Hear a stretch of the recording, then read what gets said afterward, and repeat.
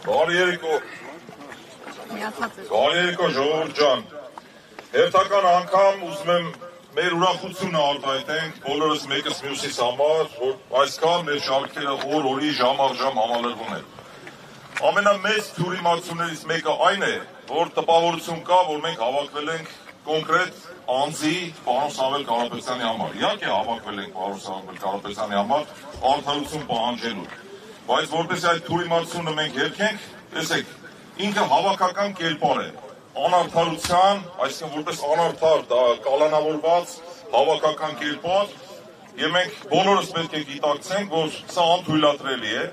եւ ինչ է ասել պարոն Սամվել Կարապետյանը, ասել է մենք մեր ձևով պայքարելու ենք հայ առաքելական եկեղեցու համար։ Եվ սա նման է նրան, որ ասենք ձյունը սև է, ձյունը սև չէ, ժողովուրդ ջան, ձյունը սպիտակ է։ Այս անարդարությունը այնքան ակնհայտ է, որ ապացուցելու կարիք որևէ մեկը չունի, որ ցույց տանք, որ անարդար է կալանավորված պարոն Սամվել Կարապետյանը։ Չեմ ուզում ձեզ ծանրաբեռնել, բայց տեսեք, ամբողջ աշխարհում այսպիսի բան գոյություն ունի։ Բոլորն ասում են օտարերկրյա ներդրումներ, չգիտեմ, երկիրը զարգացնենք եւ այլն։ Մեր նման երկրներում մեր ազգի զավակներն են ներդրողները։ Այսինքն յուրաքանչյուր նորմալ երկրում դա կլինի Ադրբեջան, չգիտեմ, հարևաններին օրինակ բերեմ, չասեմ նորմալ երկրում, Վրաստան եւ այլն։ Մարդիկ երազում են այսպիսի հայրենակից ունենալ, որը բազմաթիվ ներդրումներ է իրականացրել, բազմաթիվ բարեգործական ծրագրեր, մենք այդ մասին շատ ենք խոսել։ Եվ ես կոչս ավելի շատ կուղեմ իրավապահ մարմիններին, հույս ունեմ, որ կան արդար դատավորներ,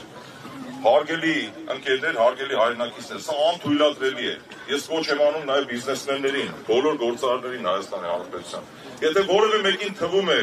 որ անտարբեր լինելով, հանգիստ տանը նստելով, իրենց չի հասնելու այս ամեն ինչը, չարաչար սխալվում են։ Սա բոլորի խնդիրն է։ Եվ մեկ անգամ եւս շնորհակալություն եմ հայտնում այստեղ հավաքված բոլորին։ Ես